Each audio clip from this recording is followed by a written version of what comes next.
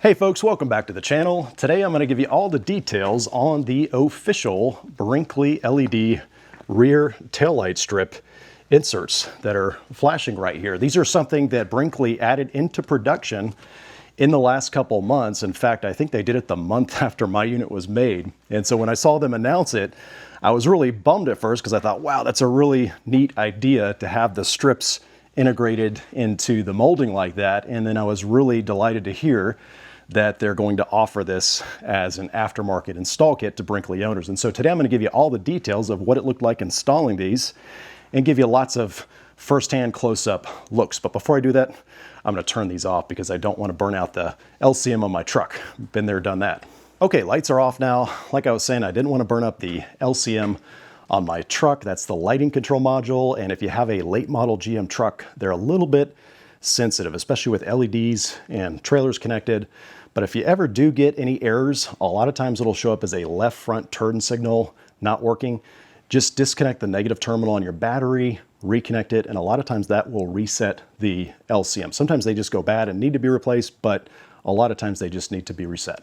But anyway, back to the video itself. I'm going to give you all the details on this kit from Brinkley. It's a really neat kit because all the other ones that I've seen on the market, the aftermarket kits, they're actually adding depth to this trim. Typically, they have you installing a C channel and then you install the lights into that C channel and you're kind of building this out. This is really sleek because it's actually just replacing the standard vinyl insert trim that probably 95% of towable RVs have on the back right here. And so basically they have worked with a lighting vendor to custom make a vinyl strip that has the LEDs integrated into it already. And so it's a single piece. You're not building it out or adding any depth to the RV or the trim. And I think it looks really sleek. And on top of that, they kind of smoked it. And so really, I mean, you wouldn't even know that this is an LED strip unless you're looking at it closely and noticing it's got a slightly, lighter gray there in the center. It's a cob LED. And so that means the dispersion is even throughout. Instead of seeing individual diodes, it's this nice solid red all the way down. And then on top of it, the lights go all the way from the bottom all the way up to the top. There's not an awkward break at the bottom like a lot of the other aftermarket ones. And so I think it's a really nice turnkey product and really a smart idea that Brinkley and their lighting vendor came up with. Okay, so what is the install like, especially if you want to do it yourself, right? And really the basic premise of the install is you're just taking the existing vinyl trim strip out. And the purpose of this, by the way, is just to cover the screws that are securing this corner trim piece, which, like I said, the majority of towable RVs have this exact trim piece on the back of them. They're connecting the sidewall to the rear and making that corner look nice and trimmed out. And so the vinyl trim just slips into either slot of that corner, and you're just basically taking the existing out and swapping it for the one with the LED strip. Of course, you have to connect the power so the lights turn on with your tail light. Sounds pretty simple, but there are some other steps involved, and Brinkley gives you a nice detailed install packet right here, step by step. I'm gonna time lapse and fast forward through all the install, and that way you can see what is involved. All right, so the very first step is to remove the upper and lower corner trim caps. Those are the plastic pieces at the very top and the very bottom of the RV. And the reason you have to do that, I'll give you a close-up here. You can see the vinyl trim piece right here and the trim cap, and notice how there's a hole. Well, that hole lined up with this one right here. There was a screw that went through this corner cap and through the vinyl. Well, obviously with an LED strip attached to that, you don't want to send a screw through that. And so they give you a new corner piece for all four corners that don't have that hole right there. And so that's why you have to remove the existing corner pieces. Now, after all the vinyl trim is removed, the gimp trim, the next step is to remove all the screws that are holding on the corner trim piece. And this was a step that surprised me, actually. I wasn't expecting to have to do this. And you might be wondering, well, why do you have to remove screws on a product where you're just, swapping the vinyl trim insert? Can't you just slide the new one in, right? And I think what's going on is the screws that came with mine had a round head. And check out, here's a close-up of the screws that they supply in the install kit. Notice how they want you replacing them with these flathead screws. And so I think the reason is the manufacturer of the LED strip is concerned about a round head screw, being underneath there, perhaps rubbing into it and damaging the LED strip over time. So that is one thing that you do have to do, and you can't just take out the old screws and put the new screws in their place because, well, they don't seal properly. And so you have to do new holes for the new screws. And so then of course you have to come back and seal the old holes. So that was one step that I wasn't thrilled about, but I understand why they want you doing that. And it's really not that hard. It just takes a little bit of extra time. So just be extra careful to make sure all those holes, the old ones, are sealed up and that you get the new flathead screws in there properly. And I just, every time I took a screw out, I put a new one in about 1 inch or so apart. And so work your way all the way down. And then once you get the screws replaced, everything's sealed up, you're just taking the new LED strip and sliding it in where the old vinyl trim was.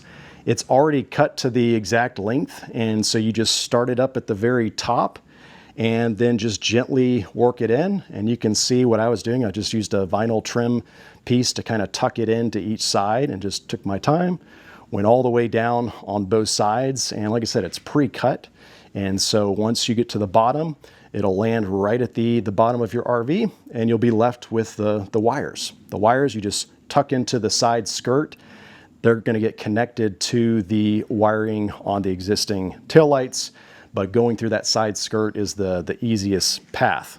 Then the next step is the wiring, physically connecting the wires. So what I did in my case is I looked at the back of my turn signal and I found the red wire. The red wire is the brake or the turn signal coming out of that factory turn lamp on the back of the RV. And so I followed that red wire, and in my case, it went to brown. And so I knew that's where I need to tie in the new LED strip. And so the black coming off the LED strip ultimately went to that brown, which goes to the red of the turn stop signal input. And that made everything work properly. I would assume that they pretty much follow the same conventional wiring from unit to unit over time, but maybe it changes. So double check.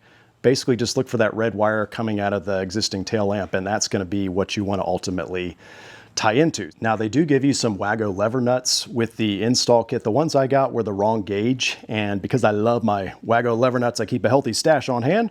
And so I ended up using one with 3 levers on it and just spliced into that red wire ultimately that was connected to the brown. And so I have black, red, and brown all together. And then the ground, of course, is just the white. So basically you're just making that connection, and then go ahead and test your lights real quick just to make sure you got it right before you button everything back together. And then it's just repeating that for the other side. And then once the lights are physically installed, they're working, then you're gonna come back and add the new corner trim caps, because like I said, the original ones have a hole that would go through the LED strip. And so you don't wanna use those. The new ones don't have that hole, but they have the other holes to fasten it to the RV. And since one of them's on top, unfortunately, you are gonna have to reseal the top one on either side with just a little bit of sealant. But again, they supply that as part of the kit, so you should have everything to do that, and it only takes a few minutes to get that resealed up on top. And really that's it for the install. So it's pretty straightforward, pretty simple. It just takes some time. And so I do think it is a DIY project. Just take your time to get all the details right. Now, as far as the finished product and how it turned out, I really like this a lot. All the other aftermarket solutions that I've seen are a little bit bulkier. They're building out this trim, and they typically don't go full top to bottom. Usually there's a gap at the top or the bottom. And so I think this is really sleek because it just becomes part of really the body line of the RV.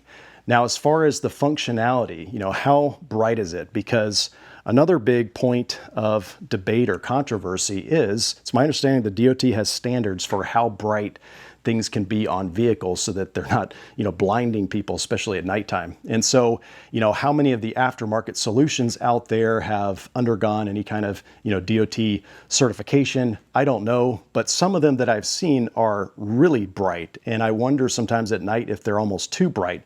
I will say about these LED strips that Brinkley uses here, They're definitely not over the top bright. I mean, all the B-roll footage you're seeing, some of it's in the shade, but I'll show you some footage in just full broad daylight, sunlight, and you can see they do look a little bit more faded when you are in direct sunlight. And I think part of the challenge is, again, these lights are on both at daytime and at nighttime, anytime the turn or the brake is applied, and you don't want to be blinding people, especially at nighttime. And so I think they went for the more safe approach and said, hey, let's not make these too bright. And so I think some people might complain in full broad daylight and say, hey, they're not bright enough, but I think they're trying to meet that balance and not be too bright, but be bright enough to be seen. Okay, so final thoughts on swapping the generic vinyl trim insert with the official Brinkley LED strips. I like this concept a lot. I think it's really sleek, and I probably should have mentioned this earlier in the video, but the primary purpose is not just a visual enhancement, as nice as it looks. It's really a safety enhancement. You can see I've got a bike rack here, and it's in the folded up position right here. If you're interested in a detailed video on this bike rack, by the way, I published one previously. I'll put a card up above and a link in the description below, but you can see with this bike rack, the tail lamps are hindered. They're impaired slightly. Imagine if it's in the down position, I've got bikes on the bike rack, well, you might not be able to see my tail lamps very clearly. And so if you're coming to a stop quickly or turning and someone's not paying attention, they can't quite see through your bikes, well, that's the problem that these strips solve. And so it's really a safety enhancement, and I think it's just really smart, especially the way they've integrated it into this trim piece that pretty much every towable RV already has. And so I think it's a really clever solution and just really a smooth execution at the end of the day. Now, folks, this is a product available directly from Brinkley, so you got to order it through your Brinkley dealer. It's my understanding there's 2 different part numbers depending on your model because it's pre-cut to the height of your fifth wheel. So there's some Z series that are taller than others. And so there's 2 different kit numbers, and basically you just reach out to your dealer, order that part, and they will drop ship it to you, and then you can do this install. I really like it, and I think it's really smart that Brinkley is doing this. If you have a unit that was made after, I think, April or May of 2026, then it should already have these integrated in the back of your RV. So it's pretty slick, but folks, if you have any questions about it, definitely drop me a comment down below and I'd be glad to answer it. As always, thanks for watching.